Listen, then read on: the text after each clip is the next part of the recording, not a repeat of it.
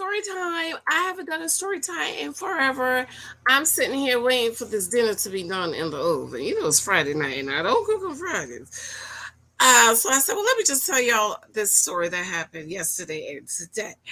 Hey, y'all, it's your favorite cousin Janice. Welcome back to the channel. If you are new, please be sure to subscribe.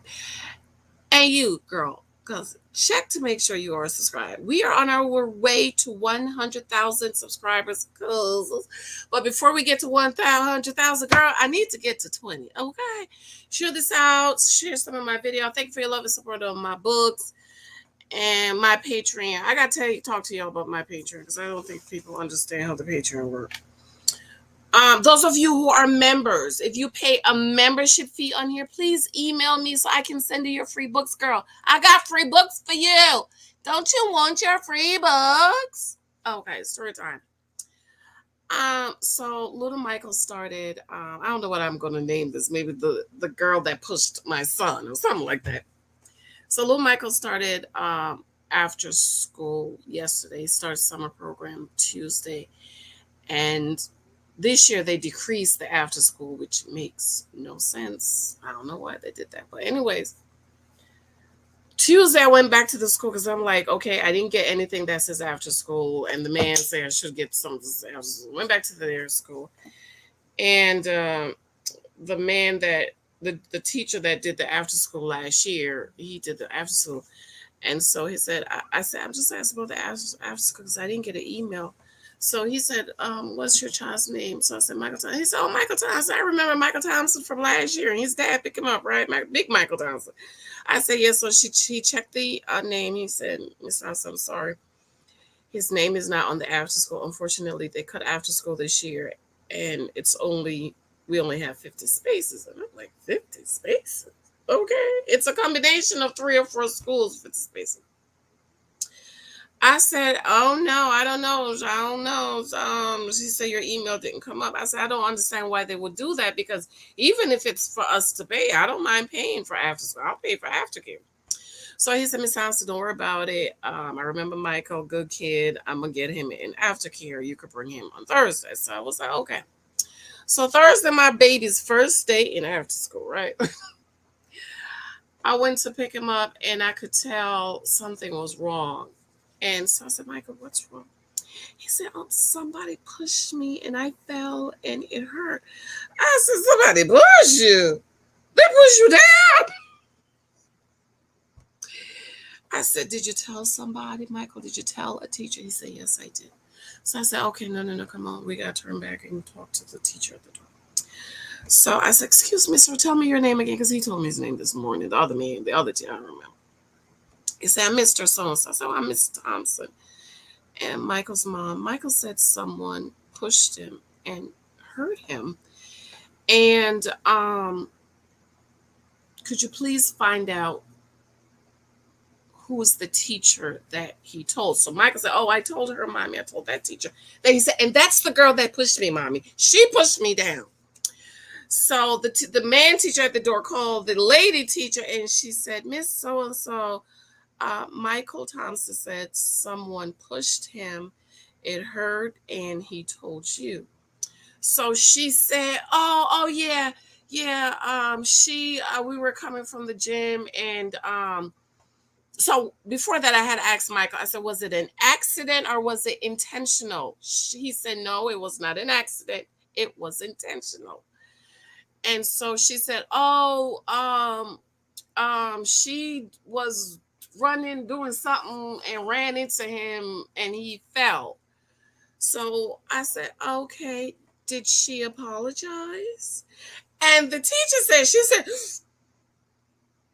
she said, ma'am, no, she didn't have time to apologize. It was an accident. I said, oh, she said, it just happened. It was an accident. I said, Michael, do you want an apology? And the teacher said, and she looked me up and down. She was like, I said, do you want an apology? He said, no, Mom, it's okay. We can go. Let's go. So she while clutching her pearl, stepped to the door, put her foot outside. She said, ma'am, it was an accident. I said, okay, well, Michael doesn't want an apology. Okay, have a good evening. I'll see you tomorrow. Okay. So I'm walking with Michael, and he's on my leg hurt, my leg this hurt, that hurt. I said, well, give me your book bag, give me your lunch bag.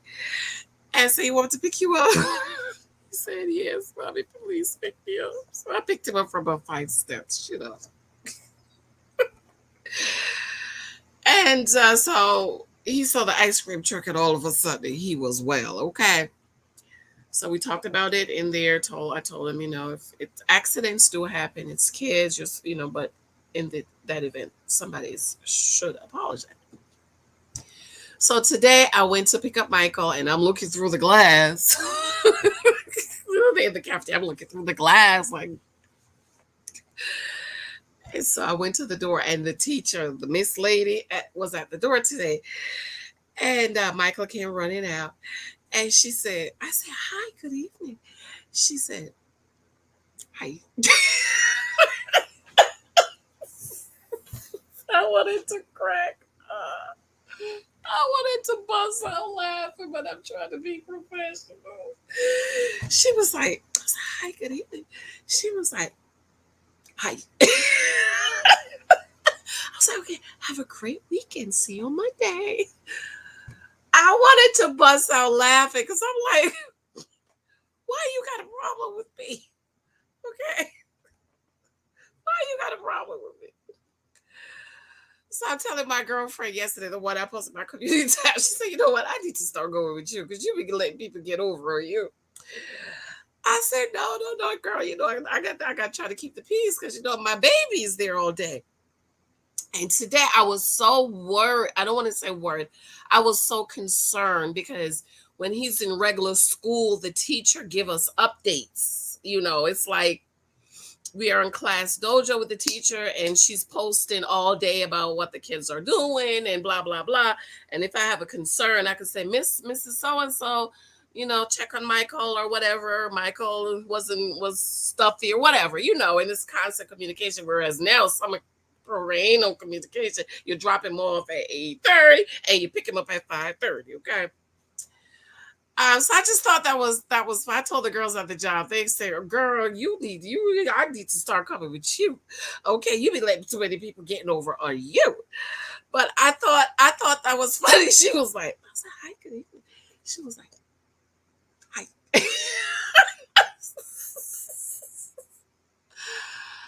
I cannot wait to tell Mike this story. I didn't tell Mike last night because Mike, he was busy last night. And then today, girl, the phone tower in Canada is down. Can you imagine? Can you, in a whole country? The phone in a whole country system is down. I couldn't believe it, girl. I could not believe it. He texted me, he sent me an email that the phone is down. They can't call, they can't text because the phone is down.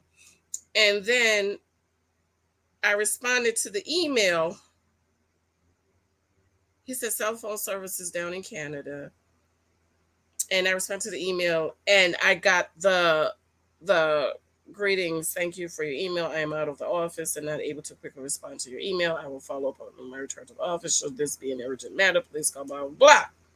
So even the email is not working in Canada, girl. So Mike's coming home maybe tomorrow or Sunday, hopefully tomorrow. And I'm going to tell him this story. I know what he going to say. He going to be like, what? All right, y'all. I love you. Happy Friday. Be sure to check my video I did this morning on the tithing. Okay. A lot of people who didn't listen to what Creflo said, they thought, and whoever said it, was it Nicole, that he's saying not to tithe. See, those are people who don't understand the tithe, has something against tithing, has something against the church, and see, you shouldn't give money to the church because I don't know how the church is survived. Okay. What Creflo was saying is give out of the goodness of your heart. Give because you want to give. Don't give because you're forced to, or don't give because, and I'm going to do another video, law. Okay. Law is if you don't do this, then you going to die or something like that. And a lot of people coming up in the church, that's how they taught tithing and offering and giving. Okay, who else? Who was it that says Jacob tithe? Um, the Apostle Paul talk about giving out of the goodness of your heart. Okay, so the reason a lot of people don't understand, and I'm still feel like Creflo is still not. He might not really get a revelation. Is because tithing is not under the law. It's grace. So God wants us to give. Okay, the Bible talks about God loves a cheerful giver. I know people who tithe down to the penny, $48.32. They will put the 2 cents in the envelope because they don't understand tithe. It's not about the 10%. Okay. It's about being a cheerful giver. It's about being blessed to be a blessing. And yes, when you give, you are supposed to expect a return. I don't understand these people talk about give without expecting return. That's not the system we work in, because it says in Luke's was it 6:38, give and it shall be given to you. Good measures pressed down, shaking together, and running over will men give into your bosom. So when you give, you're planting a seed. It's a harvest. So you will return. See, we don't live in the system of give and you don't get nothing in return. That's not what happened. That's not the system God created. God created a law of giving and receiving. When you give, you will receive. And sometimes it might not be physical, but it will be it could be in your health. My husband had to go to the hospital last month to do a stress test, and they wanted him to come the night before, and they asked him, have you ever stayed the night in the hospital? And he was like, only when my wife had a baby. They was like, no, were you ever the patient? And he was like, no. And the doctor was like, you've never stayed in the hospital? He was like, no, this is my first time spending a night at the hospital, because he had to get up and do the stress test like 4 o'clock in the morning or 5 o'clock, something like that. So, God will give you a harvest. Some Moses in his mid-50s, always been healthy, never stayed in the hospital. Okay, you know. So when you give, you are opening up harvest. There's not only will you get back what you've given, but you will get the blessings of God in so many other areas of your life. My daughter Lexi, everybody loved that girl. When Lexi was in school, Christmas, I have to make 2 trips to bring her Christmas presents. Everybody loved Lexi. And Lexi is a cheerful giver. My little boy, everywhere everybody go, they love little Michael. Those are prayers I pray over them, but we also plant seed. God opened up doors out of nowhere. You wonder why somebody always doing something for you. That's a harvest you're getting. I confess it every day. Money's looking for me. Money's running me down. Look, trying to get in my purse, fighting, trying to get in my purse.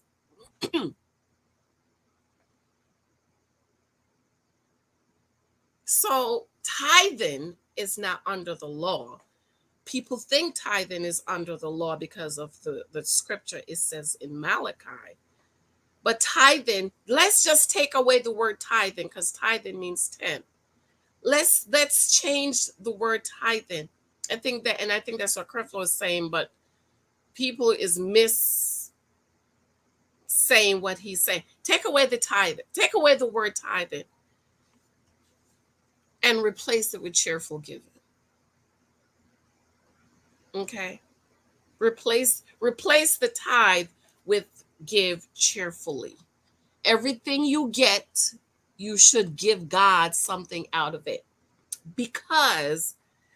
Not because you don't want to be cursed, or you don't want your house to burn down or anything. You are given because God has been so good to you. Okay. I don't give because I'm scared God is going to hit my house. I give because I am so happy to give. God has been so good to me. Where can I give? What can I give? So a lot of people in the church, they have a law mentality. They don't have a grace mentality.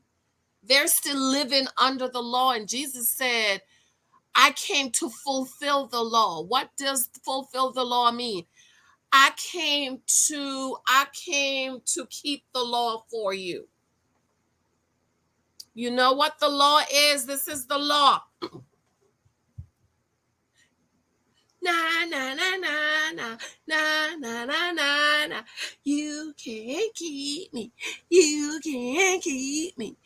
Nobody could keep the law. Jesus had to come to keep the law for us. So that's why it's been fulfilled. Because Jesus kept the whole law. And in the gospel, Jesus says, I give you a new commandment. Love the Lord your God and love your neighbor as you love yourself. Because when you love God and when you love your neighbor, you will have fulfilled the law. You keep the law. And then the Apostle Paul says, love the Lord your God with all your heart. Because when you love God, it trickles down to you love your neighbor. You're not going to cheat on your wife. You're going to obey God. You're going to bless God and all of those things. So a lot of people don't understand the difference between grace and law. Last example. Coming up in the church, they would say, forgive. This is in the New Testament. So that God will forgive you. Because if you don't forgive, then God will not forgive you. That's the law. That is not grace. I got to write a book on this. Okay?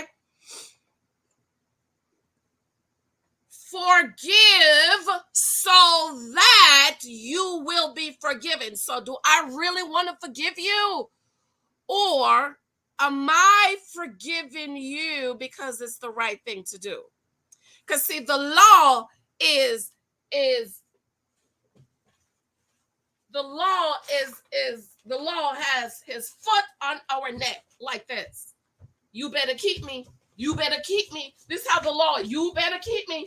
You better keep me. That's how the law is. You better forgive. Because if you don't forgive, God is not going to forgive you. But what did the Apostle John see? I believe it's John. It's either John or Paul, Apostle Paul. What did he say about forgiveness? He says, forgive for Christ's sake. For Christ's sake. That's grace. Forgive. I can't find my thing. Forgive. Here, listen to the difference. The law. Matthew, Mark, Luke, and John was still the law. Matthew, Mark, Luke, and John was still the law because the law has not been fulfilled until Jesus died. We didn't start living under grace until Jesus got up. Then we have a new dispensation.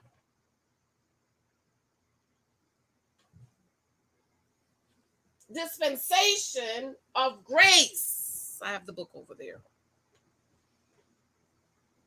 So the law says, forgive so that you can be forgiven. So I don't really want to forgive you because you hurt me. I'm forgiving you so that I can be forgiven. Grace says, for Christ's sake, forgive. You see that? You see the difference? It's all about Jesus. It's not about me. It's about Christ. Because Christ forgave me. And because Christ died, and because it's all about Christ, I should forgive because of Jesus. See the difference? Law versus grace. I got to go, child. I have to go. I'm making some food. My husband's coming home. I love you, but I need to write something on this, and I law versus grace. A lot of people don't understand, but Andrew Womack has Andrew Womack has a teaching on the law versus grace, I believe. Okay, so if you really want to, I probably have it, but probably my dad. If you really want to understand law and grace, Andrew Womack is a good teacher. 99% of born again believers are living under grace. They are living under the law. They don't understand. That's why I don't associate with a lot of church folks no more. Okay, I just can't. My spirit can't take it.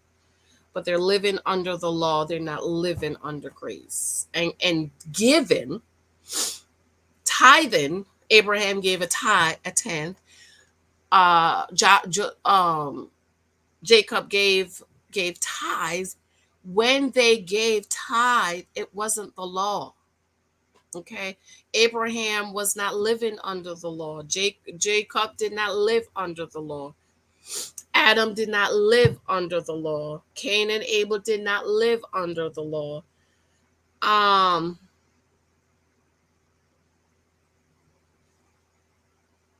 Joseph, son of Jacob, did not live under the law. Do you know when the law was established? The law was established when Moses went up on the mountain for 40 days and 40 nights, and God gave him the law. That's when the law was established, okay? So from Genesis chapter 1, verse 1 to God giving Moses the law, they lived under grace, okay? And so if you notice, when God gave the law, what happened? When God gave Moses the law and he came down from the mountain, how many people died? How many people died? Look it up. How many people died the day God gave the law?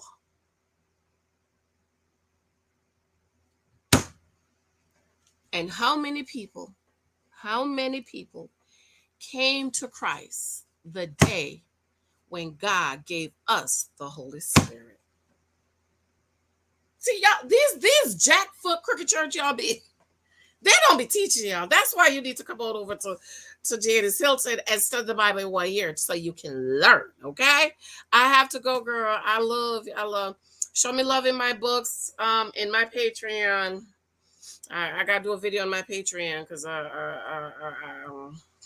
but I still love you. Let me know what you think. Story time. And I'll just add grace and law to this video. Love you. Bye. Be sure to subscribe. Bye.